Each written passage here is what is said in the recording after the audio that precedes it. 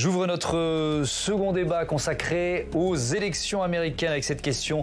Donald Trump est-il sur une voie royale d'un retour à la Maison-Blanche? Il y a encore des embûches, notamment judiciaires, et un président sortant affronté accessoirement. Mais après sa large victoire dans le caucus de l'Iowa, le candidat milliardaire conforte son statut de favori chez les Républicains. Hugo Lemonnier. Une victoire sans surprise pour l'ex-président américain. Donald Trump remporte le caucus de l'Iowa avec 51% des suffrages. Nous voulons remercier le grand peuple de l'Iowa. Nous vous aimons tous. Quelle participation, quelle foule. Galvanisés par la dynamique de leur champion, les partisans de Donald Trump le voient déjà remporter l'investiture américaine et retourner à la Maison-Blanche. Il a pris un tel élan, je pense qu'il va honnêtement écraser toutes ces primaires. Les prétendants républicains jettent l'éponge les uns après les autres. Le dernier en date, l'entrepreneur Vivek Ramaswamy a fait allégeance à Donald Trump. Donald Trump doit être notre candidat. Ron DeSantis et Nikki Haley rendraient service à ce pays en retirant leur candidature pour que nous nous concentrions sur la nomination de Donald Trump et que nous retrouvions notre pays. Arrivé deuxième dans l'Iowa avec 21% des voix, l'ultra-conservateur Ron DeSantis dégringole dans les sondages, mais continue de croire en ses chances.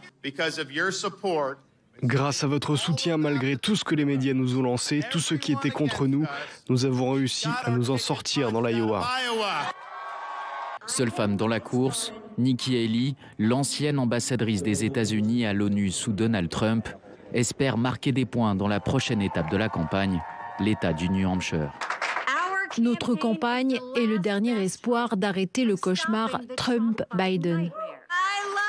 Je t'aime Iowa, mais nous passons au New Hampshire. La primaire du New Hampshire aura lieu le 23 janvier prochain.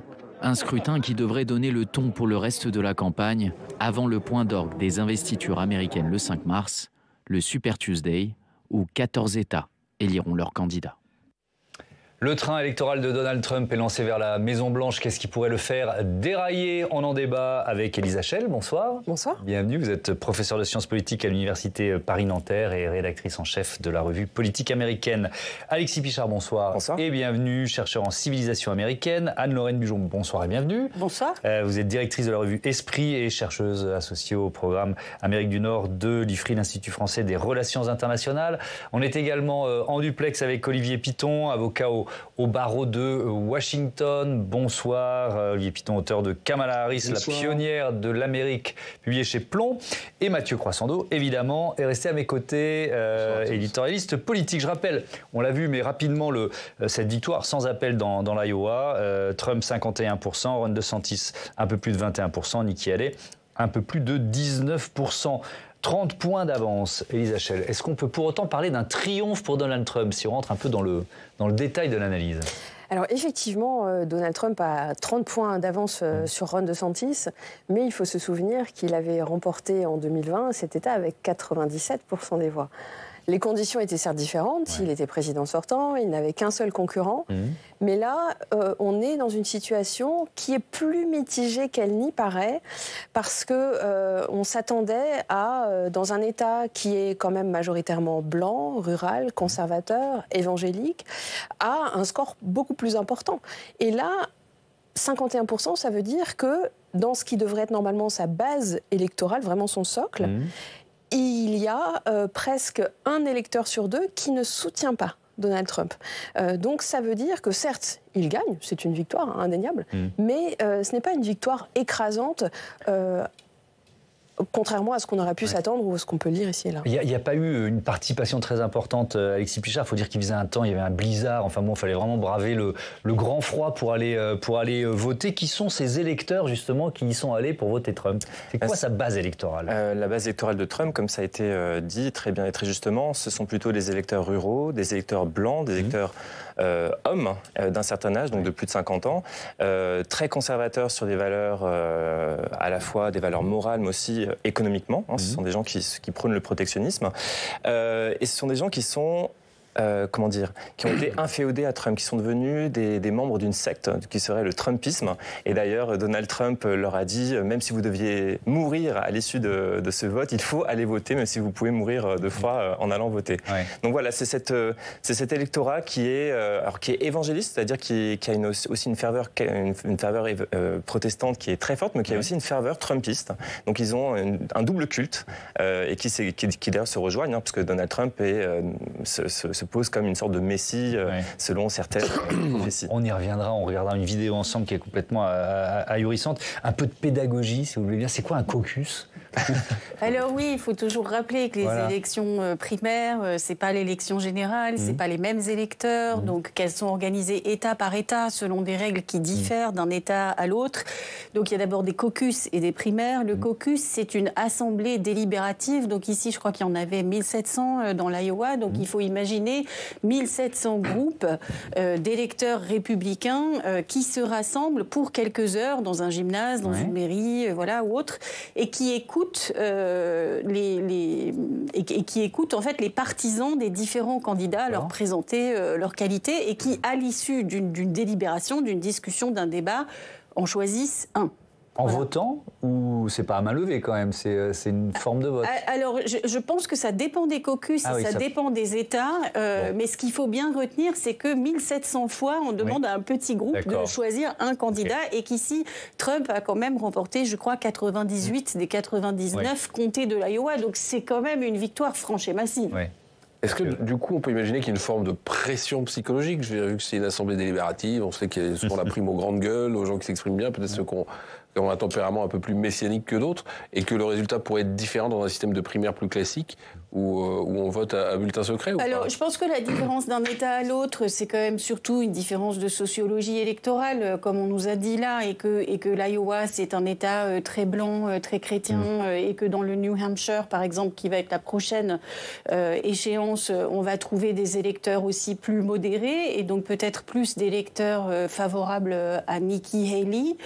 Le caucus, si vous voulez, c'est un peu, ça fait partie du folklore électoral américain. Oui, ça se passe pas comme ça dans tous les États. Après, il y a un système de vote beaucoup plus classique. Ah oui, non, c'est quelques États qui procèdent par caucus, de même que dans les États qui procèdent par primaire. La primaire peut être ouverte, semi-ouverte ou fermée, selon qu'on ouvre aux électeurs du parti d'en face. Mais on pourrait dire du caucus quand même que l'idée, c'est de revenir à une forme de démocratie délibérative originelle. Donc, des pressions des groupes d'intérêt, il y en a toujours, mais après, pouvoir organiser un débat en temps direct, ça a quelque chose d'attrayant aussi. Une primaire, évidemment, ça coûte cher. Elisa Schell, est-ce que Ron DeSantis et Nikki Haley ont les moyens d'aller jusqu'au bout? Est-ce qu'ils ont suffisamment d'argent? Parce que c'est aussi ça, les élections aux États-Unis. Eh bien, leurs scores successifs aux différentes primaires vont aussi encourager les donateurs. C'est-à-dire que les donations ne sont pas terminées. Effectivement, le coût des campagnes électorales connaît une inflation très, très importante aux États-Unis. On a vu que ça a coûté cher à Vivek Ramaswamy, par exemple, qui s'est retiré lundi soir suite à la courte avance malgré tout de Trump et suite au fait qu'il voulait se placer comme le candidat qui défend Donald Trump. Donc lui, qui est un candidat autofinancé, a bien réalisé que ça lui coûtait assez cher et que s'il voulait être du côté de Trump, la meilleure place, c'était de se retirer. Donc ça peut être effectivement un critère qui peut limiter la campagne. Ça ne les empêche pas de se présenter, mais ça les obligera à faire des choix en termes de campagne, de nombre de meetings, de déplacements, parce que tout ça a un coût. Et évidemment, l'argent est un critère de sélection dans les campagnes américaines. Alors ça ne devrait pas poser de souci à Donald Trump. A priori, on cherche dans ce débat à voir ce qui pourrait faire dérailler le train électoral de Donald Trump. On parlera des affaires judiciaires dans un instant, on va y consacrer un vrai chapitre évidemment, mais Olivier Piton, je me tourne vers vous une première fois à Washington. Est-ce qu'un accord entre Ron DeSantis et Nikki Haley pour contrer Donald Trump, c'est de la politique fiction? Est-ce que ça vous semble totalement improbable, ça, par exemple? Ça devient beaucoup plus compliqué depuis le caucus de l'Iowa, parce que c'était l'un des souhaits de la partie anti-Trump parmi les républicains. Il faut bien comprendre que ce caucus, c'est une triple victoire, et clairement une triple victoire pour Donald Trump. D'abord parce qu'il fait plus en termes de voix que l'ensemble de ses adversaires réunis. Deuxièmement, il ne faut pas l'oublier, c'est que, si ça a été rappelé, il est en tête dans tous les comtés à l'exception d'un seul dans lequel il est juste d'une voix derrière Nikki Haley. Troisièmement, on parlait du nerf de la guerre de l'argent, c'est très important, il n'a pratiquement pas dépensé d'argent lors du caucus de l'Iowa, tout simplement parce que la plupart des médias on parlera de la chronique judiciaire dans un moment, a fait le travail pour lui et donc il a dépensé comparativement beaucoup moins d'argent que Ron DeSantis qui lui a misé énormément sur le caucus de l'Iowa et même de Nikki Haley, donc il conserve son trésor de guerre.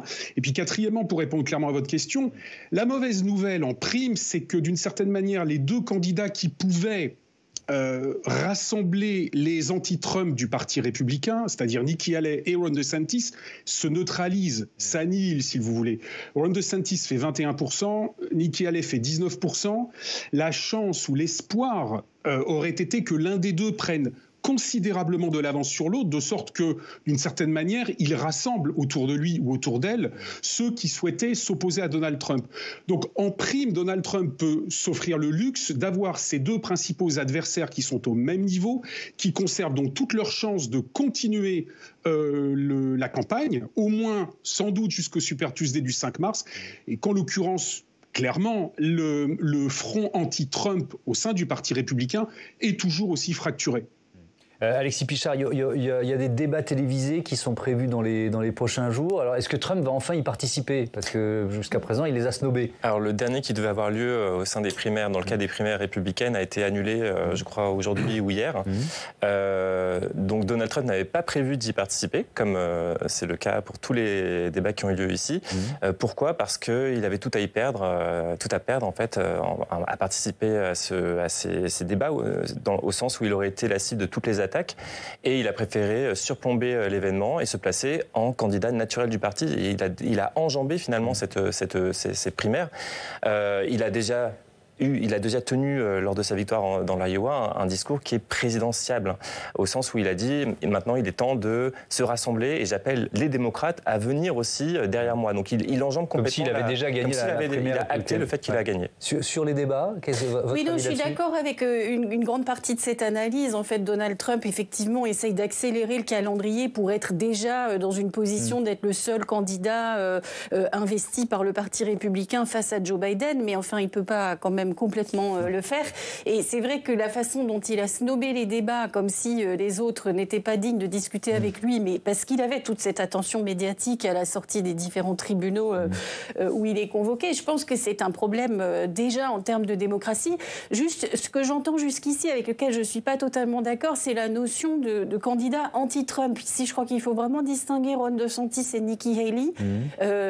Ron DeSantis, il se présente comme une sorte de Trump, mais en plus présentable, c'est le gendre idéal, mais il essaye de dire qu'il est MAGA. Et donc son problème à lui, c'est que les gens risquent de préférer... Make America Great Again. Donc son problème à lui, c'est que les gens risquent de préférer l'original à la copie, mais on peut vraiment pas le décrire comme un candidat anti-Trump. Il fait campagne sur la question des guerres culturelles. Et là, non, mais ce que disait Olivier Piton, en tout cas, ce que j'ai compris, c'est que les anti-Trump au sein du Parti républicain espéraient que l'un des deux se détache pour pouvoir se coaliser. Alors, juste pour préciser que, en fait, les anti-Trump sont très peu nombreux au sein du Parti républicain aujourd'hui. Donc, ce que tout ça confirme, si vous voulez, c'est aussi le point auquel Donald Trump a complètement capturé le Parti républicain. Et donc, il reste une poignée de gens qui aimeraient mieux quelqu'un d'autre que Trump, et puis une poignée de gens qui vraiment le détestent, les Never Trumpers, mais c'est une petite minorité. Et donc, même Nikki Haley, qui se présente plus en opposition à Trump que Ron DeSantis, elle fait attention de ne pas l'attaquer trop frontalement non plus. Alors, on va parler évidemment des affaires judiciaires, puisqu'on se pose la question des obstacles qui se dressent sur la route de Donald Trump. Plusieurs accusations, et notamment des accusations de fraude fiscale et bancaire. On va écouter la procureure générale de l'État de New York. En fin de compte, le message est simple. Peu importe le pouvoir ou la richesse, personne n'est au-dessus de la loi et la loi s'applique à nous tous de manière égale et équitable. Je suis persuadée que la justice sera rendue et j'ai confiance en cela et je suis extrêmement fière du procès que nous avons mené. Et on va faire en quelque sorte la liste des affaires judiciaires qui menacent Donald Trump avec Marion Vigreux. Rebonsoir. Marion, dès hier, après sa victoire dans l'Iowa, il était de retour devant la justice. Effectivement, au tribunal civil de New York pour un procès en diffamation intenté par une écrivaine qu'il a déjà fait condamner pour agression sexuelle. En tout, le candidat républicain est visé par au moins 6 procès civils et pénals. Et ce sont les 4 procès au pénal qui sont les plus impactants pour lui et pour lesquels, évidemment, il plaide non coupable. Il y a tout d'abord le plus grave d'entre eux, celui qui concerne son rôle lors de l'attaque du Capitole le 6 janvier 2021. Le procès est prévu le 4 mars, mais le calendrier pourrait évoluer, puisqu'en ce moment, la Cour d'appel fédérale de Washington examine sa demande d'immunité pénale en tant qu'ex-président. Et puis parce que le 8 février prochain, il y a aussi la Cour suprême, c'est la plus haute juridiction américaine, qui examinera les décisions des États du Colorado et du Maine de rendre inéligible Donald Trump du fait de son implication dans l'insurrection. On rappelle que cette cour, elle est à majorité républicaine avec 6 juges républicains et 3 juges démocrates, ce qui veut dire qu'il y aura forcément un impact dans leurs décisions. Évidemment. Autre procès important, majeur pour le candidat, cette tentative de modifier le résultat de l'élection présidentielle de 2020 dans l'État de Géorgie. Alors, aux dernières nouvelles, le procès pourrait avoir lieu en août 2024 pour éviter le chevauchement avec d'autres procès. Trump comparé avec 18 autres prévenus. Il est accusé donc de manipulation pour inverser les résultats de l'élection. Autre affaire, celle des documents classifiés retrouvés dans ses résidences privées. L'audience a été fixée au 25 mai 2024. Ce qui se joue ici, ce n'est pas tant le fait qu'il ait détenu des documents, mais qu'il ait fait obstruction à la justice en refusant de les restituer. Et puis, dernier de ces 4 procès, celui qui l'oppose à Stormy Daniels. Oui, une actrice porno dont il a acheté le silence avant l'élection présidentielle de 2016 en falsifiant les comptes d'une de ses sociétés pour lui verser de l'argent. Le procès est prévu le 25 mars 2024. À noter que dans tous ces procès, on ne s'attend pas à des réponses de la justice avant au moins le mois de novembre, sans compter qu'ensuite il y aura des recours possibles. Et c'est très compliqué de savoir comment les choses vont donc évoluer pour Donald Trump, puisqu'il n'y a pas de précédent dans l'histoire des États-Unis. Jamais un candidat à la présidentielle n'a eu à faire face à autant d'affaires judiciaires. Merci beaucoup Marion Vigreux. Élise Hachel, est-ce qu'il y a encore, on parlait de la petite partie de l'électorat républicain qui est peut-être anti-Trump, est-ce qu'il y a une partie de cet électorat modéré sur qui cette multiplication d'affaires peut avoir un effet, une hésitation à voter pour Donald Trump? Oui, tout à fait. 38% de l'électorat américain n'est pas affilié à un parti. Donc là, on ne parle pas des républicains, on parle de tout l'électorat américain. Exactement. Donc, on ne sait pas où ces électeurs vont aller et c'est un facteur déterminant dans ces élections. Et effectivement, le fait que cet ancien président soit chargé de tant de dossiers judiciaires est un handicap, c'est très clair, mais c'est aussi un handicap pour Donald Trump. On parlait tout à l'heure de sa participation au débat. Bien sûr qu'il n'a que des coups à prendre dans ce type de débat, mais il a aussi un calendrier judiciaire particulièrement chargé. Il semble qu'il y était aujourd'hui là, à l'audience, on en parlait avec Marion, donc il participe à la médiatisation de ces procès, il considère que ça lui réussit. Bien sûr, mais au-delà de la partie médiatique et visible, il y a toute la préparation des dossiers avec les avocats, les différents rendez-vous qui ne sont pas les audiences formelles, donc ça prend quand même énormément de temps, en plus de prendre de l'argent.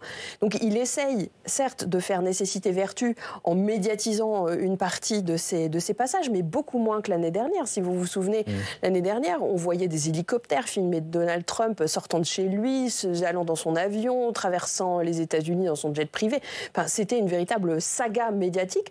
Aujourd'hui, c'est encore médiatisé, mais pas au même niveau que l'année dernière. Mathieu. Mais est-ce qu'à l'inverse, ça ne sert pas son récit, même, puisque c'est le candidat anti-système, victime d'un empêchement judiciaire, des élites, d'un complot toute l'accumulation de ces procès, le dessert ou le sert, au final, dans son propre camp? Alexis Pichard, je pense qu'il y a une double réponse. Alors, effectivement, les affaires judiciaires font les affaires politiques et même financières de Donald Trump, puisque, par exemple, la photo du mugshot qui a été prise lorsqu'il a été interpellé par la police, c'était en août dernier. Donc, c'est une photo d'identification judiciaire. Le portrait judiciaire a été ensuite a fait l'objet de produits dérivés qui lui ont rapporté 7 millions de dollars qu'il a investi, du coup, dans sa campagne.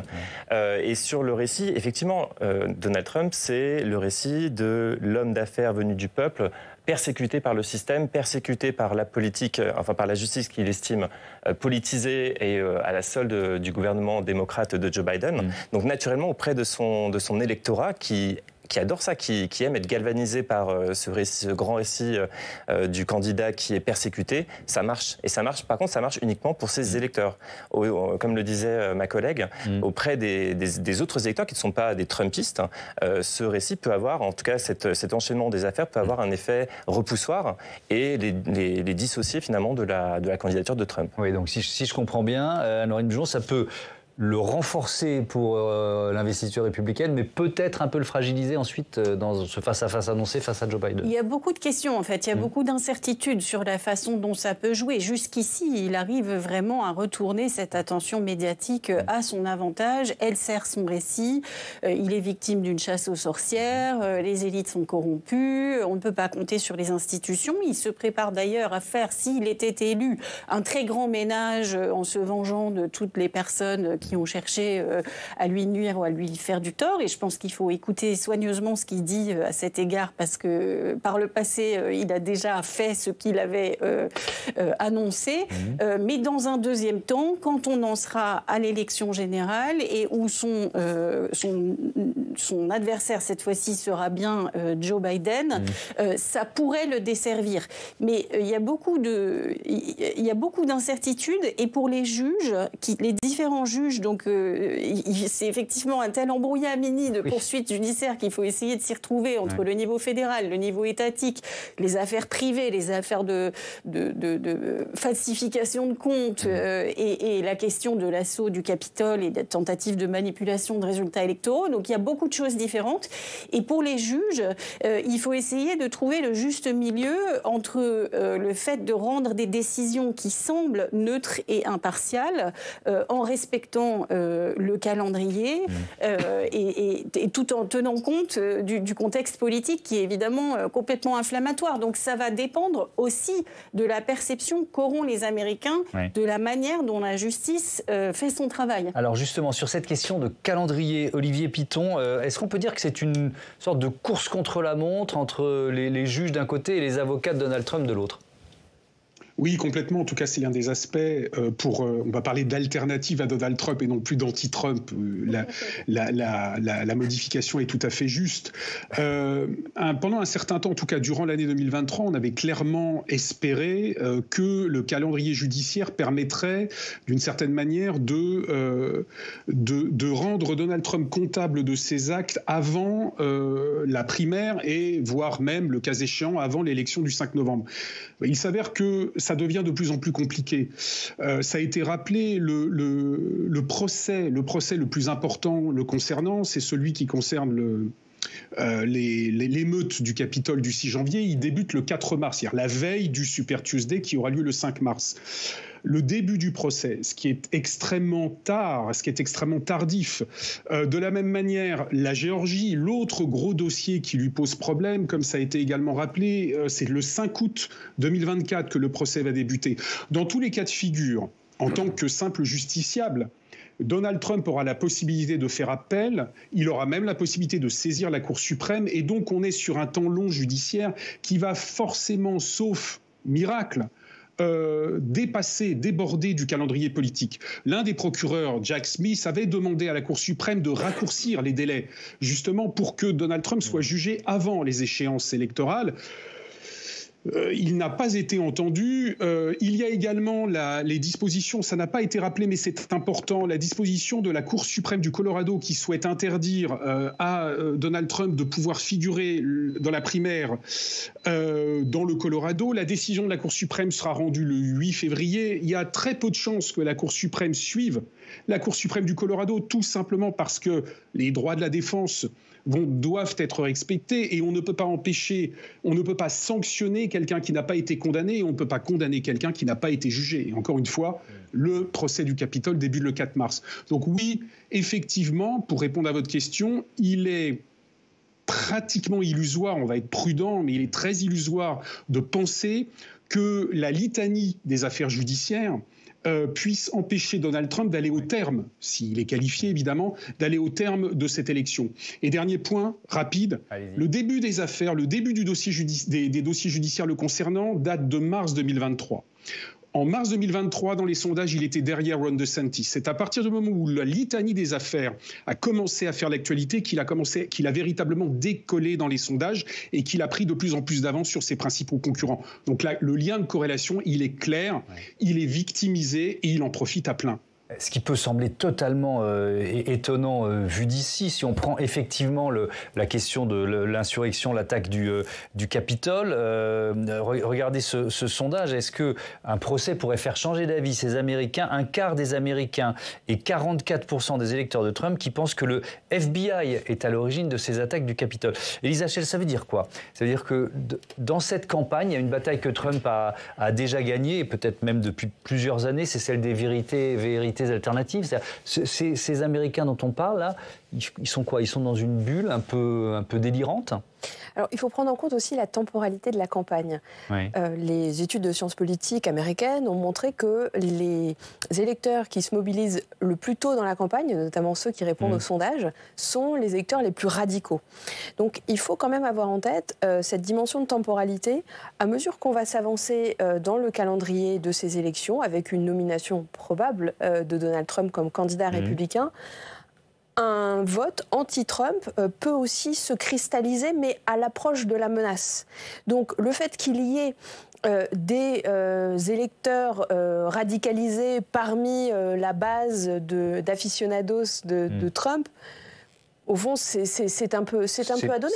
C'est pas nouveau, mais vous nous dites que les autres se mobiliseront plus tard. C'est ça, d'une certaine façon? Exactement. C'est-à-dire que les électeurs les plus modérés, qui pourraient, dont on parlait tout à l'heure, qui pourraient prendre peur face à un possible retour de Trump, se mobiliseront, mais plus tard. Et ensuite... aux États-Unis, on a un crédit beaucoup plus important aux théories conspirationnistes, chose qu'on ne voit pas forcément depuis la France. Mais les théories conspirationnistes se développent beaucoup plus avec un crédit beaucoup plus important qu'il aurait accordé, je dirais, de manière culturelle. Donc, je pense qu'il faut prendre ces affirmations au sérieux, mais aussi les relativiser au vu de la campagne électorale et de la culture américaine. Je ne voudrais pas donner le sentiment d'avoir un peu d'arrogance dans la façon de traiter cette information-là, mais c'est tellement... Enfin, bon, 44% des électeurs de Trump qui pensent que le FBI était à l'origine de l'attaque du Capitole. Comment vous l'expliquez? Je commence avec vous, Alexis Pichard, et ensuite Anne-Laurine Bujon. Comment j'explique? Tout simplement parce que la plupart, peut-être pas les 44% en question, mais... Ah si, 44% des électeurs de Trump, si, parce que comme on l'a dit tout à l'heure, Trump, c'est un gourou, il est à la tête d'une secte, et Trump n'a cessé de dire depuis 2020 qu'on lui avait volé l'élection. Et si on consulte les sondages parmi ses électeurs, une large majorité pense que c'est le cas, que Joe Biden a volé la réélection de Donald Trump. Et dans le siège de... Mais quand on est à ce niveau, pardon, vous interrompre, 44%, ça veut dire qu'il y a des gens de toutes origines, il y a des gens instruits, il y a des gens qui ont fait des... Enfin, vous voyez ce que je veux dire? C'est pas le chiffre le plus inquiétant, c'est plutôt 25% des Américains. Des Américains qui pensent aussi. Non, mais je suis d'accord avec vous, mais ça revient au même, quoi. Bon, c'est quoi? On est dans ce que vous décriviez, c'est-à-dire ces bulles cognitives, ça nous arrive aussi à nous, dans lesquelles on est enfermé, on finit par n'avoir que les informations qu'on a envie d'entendre. J'aurais envie de vous répondre de façon peut-être un peu provocatrice à votre première question. Oui, il a gagné la bataille des vérités alternatives. Ouais. Oui, il ment, il raconte n'importe quoi depuis 6 ans et on ne lui en tient absolument pas rigueur. Et hier, après l'Iowa, il a dit « c'est la 3e fois consécutive que nous remportons la victoire dans l'Iowa ». C'est faux. Il a gagné la dernière fois, mais la fois d'avant, il avait perdu contre un candidat plus évangélique. Donc oui, il a gagné cette bataille. Alors ensuite, si vous voulez, ce qui est très difficile avec cette question de la théorie du complot, et vous dites vous-même « je ne voudrais pas avoir l'air arrogant, comment peuvent-ils croire une chose pareille ?» Le problème, c'est que quand Donald Trump parle de l'État profond, il y a des éléments qui peuvent lui donner raison. Je regardais sur ses procès, il dit « je suis victime d'élites corrompues et d'une justice politisée ».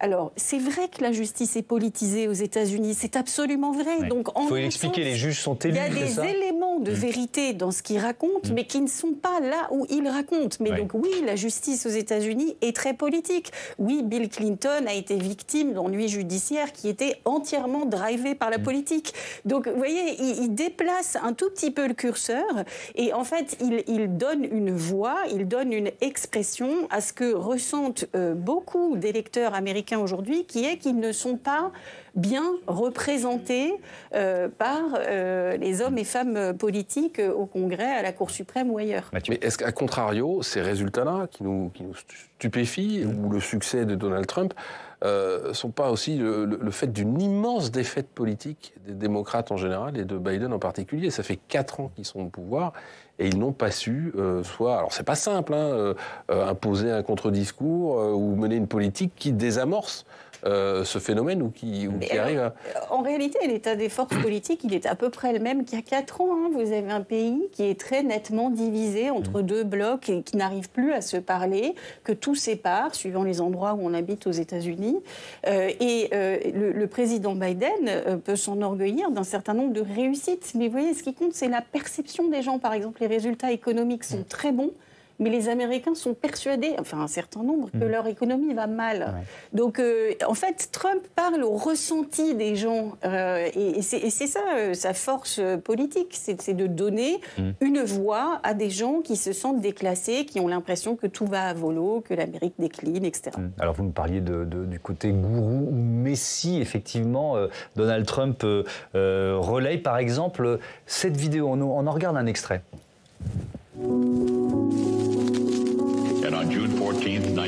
Le 14 juin 1946, Dieu a regardé son paradis et s'est dit « J'ai besoin d'un gardien ». Alors Dieu nous a donné Trump.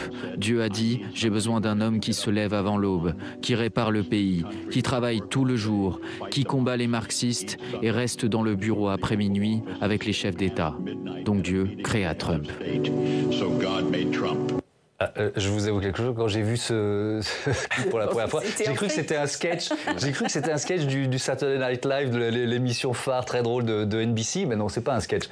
Ça veut dire quoi? Ça veut dire qu'il y a une partie de l'électorat chrétien, évangélique dont vous parliez tout à l'heure qui veut croire ça? Oui, et moi ça me rappelle aussi une déclaration de George Bush, donc président républicain entre 2000 et 2009, qui avait dit moi je me suis réveillé un jour et Dieu m'a parlé et il fallait que je devienne président. Donc il y a effectivement ce contexte religieux chez ces deux présidents, mais effectivement, moi, ça évoque aussi les théories complotistes de QAnon, QAnon qui est ce groupe d'extrême droite qui croit en un complot pédosataniste qui serait entretenu par les démocrates et dont et Donald Trump serait la figure qui viendrait pourfendre justement ce complot, et donc il se place en position de messie auprès de ces électeurs qui sont un peu ses ouailles, qui lui sont acquis d'un point de vue qui est métaphysique, et qui dépasse vraiment la rationalité. Élise Hachel, votre avis là-dessus, parce que on ne peut pas dire que Donald Trump incarne parfaitement les valeurs chrétiennes. Donc ceux qui le soutiennent, ils le font par quoi? Par intérêt bien compris? Par cynisme? Alors, depuis les années 70, les évangéliques se sont politisés du côté des républicains. Ouais. Donc, on a une politisation d'une droite religieuse depuis les années 70 aux États-Unis.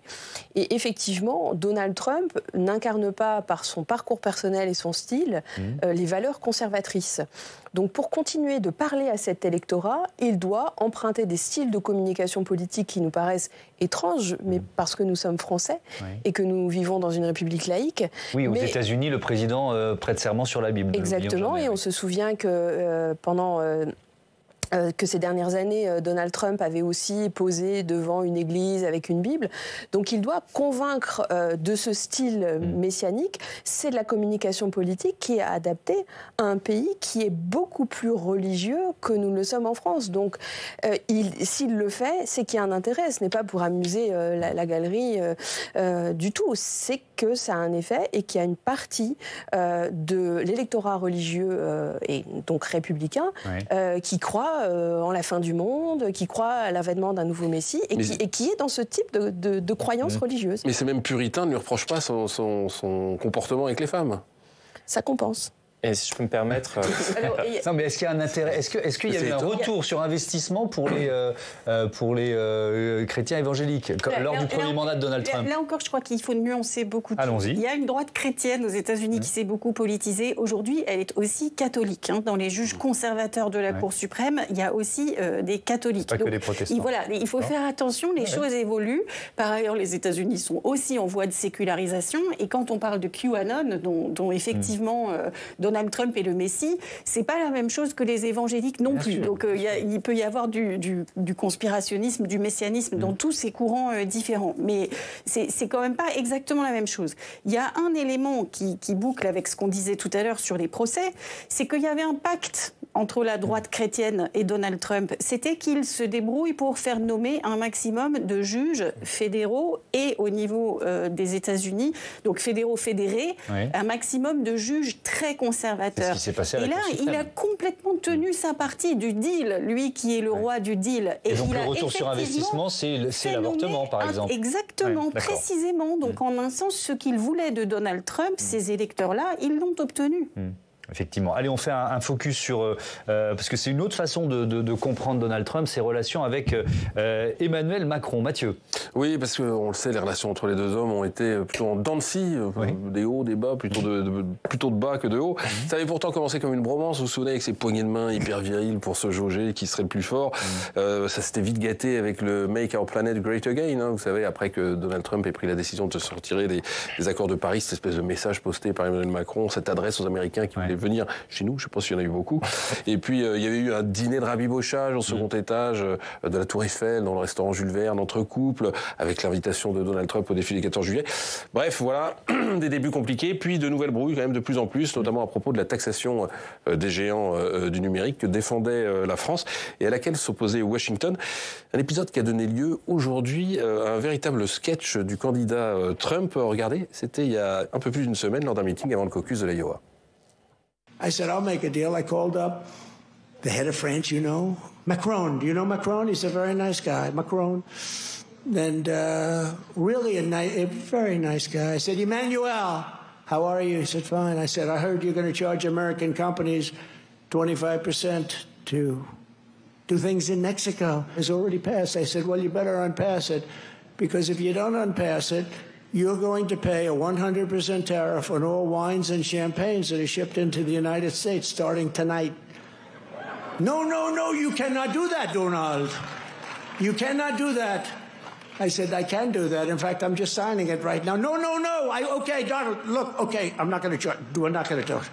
That was the end of it, Mike. That was the end of it.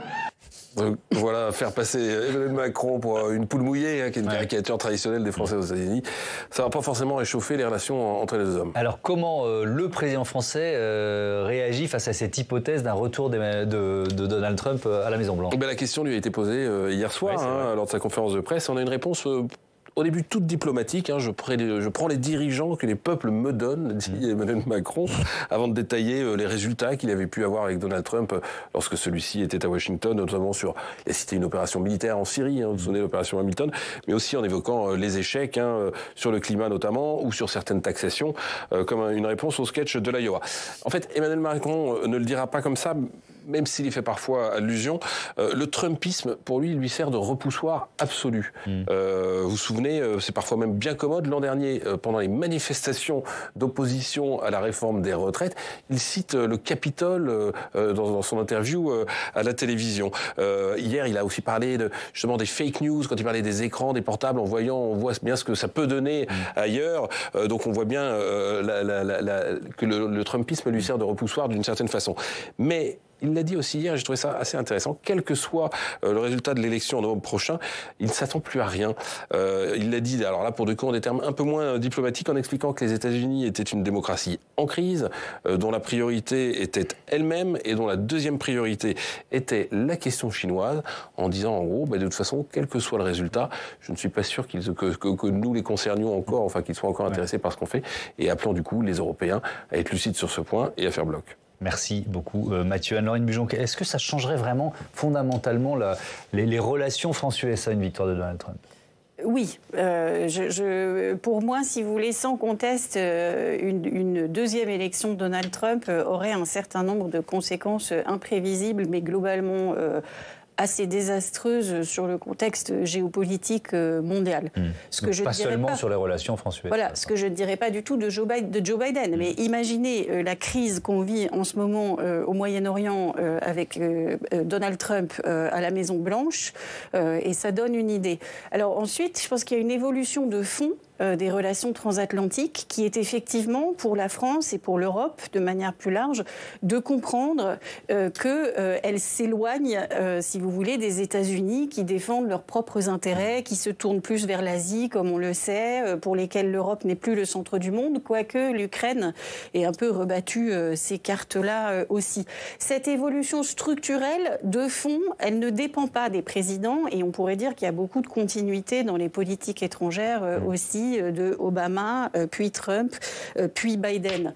Mais ensuite, entre les deux hommes, il y a un style très différent et Joe Biden ne cesse de rappeler l'importance des alliances historiques, militaires et politiques des États-Unis. C'est quelqu'un qui tient beaucoup à l'OTAN, par exemple, alors que vous savez que Donald Trump a dit qu'il voulait sortir de l'OTAN ou qu'il pourrait sortir de l'OTAN, ce qui pose quand même dans ce cas-là un certain nombre de questions urgentes à la France et à l'Europe. Pour le coup, à une époque où Emmanuel Macron jugeait l'OTAN en état de mort cérébrale. Oui, c'était évidemment avant l'invasion de l'Ukraine par la Russie. Olivier Piton, lors du premier mandat de Donald Trump, on l'a su pendant et puis après, il y avait un certain nombre de garde-fous qui s'étaient mis en place et notamment à l'intérieur même de la Maison-Blanche. Est-ce que ça pourra fonctionner de nouveau ou est-ce qu'il y a un risque que finalement Donald Trump prenne encore plus ses aises, si j'ose dire, s'il est réélu ?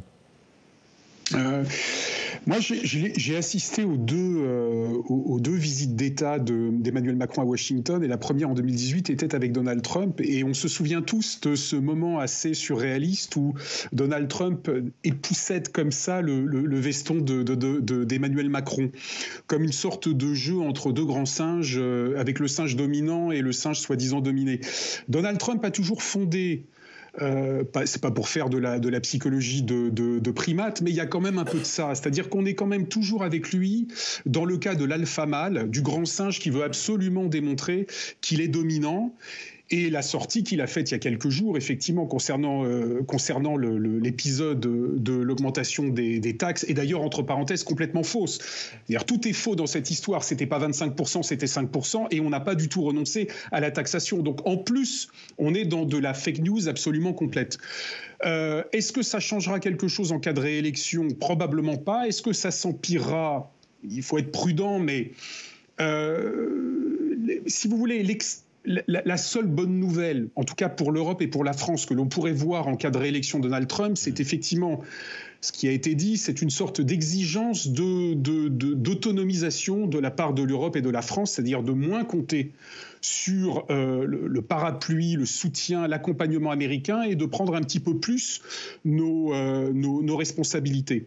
Sur l'état relationnel que l'on peut espérer entre Donald Trump et n'importe quel dirigeant, notamment européen, que ce soit, on l'avait eu avec Angela Merkel, ou au Canada avec Justin Trudeau, ça sera toujours dans le mode toxique. C'est-à-dire que ce sera toujours à la fois, il est très sympathique, il est très sympa, mais en même temps, je le blackball quand j'en ai envie parce que c'est quand même moi le patron.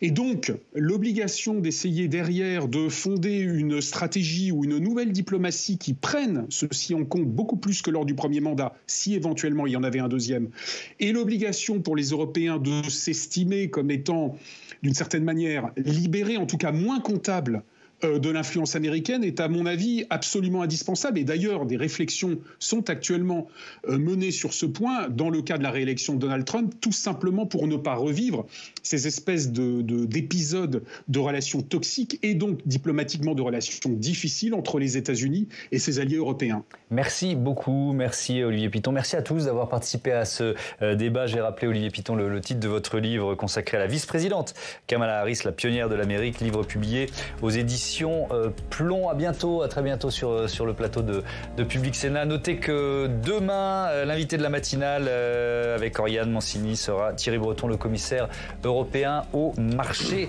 intérieur. Belle soirée à toutes et à tous. À demain, 18h et 22h.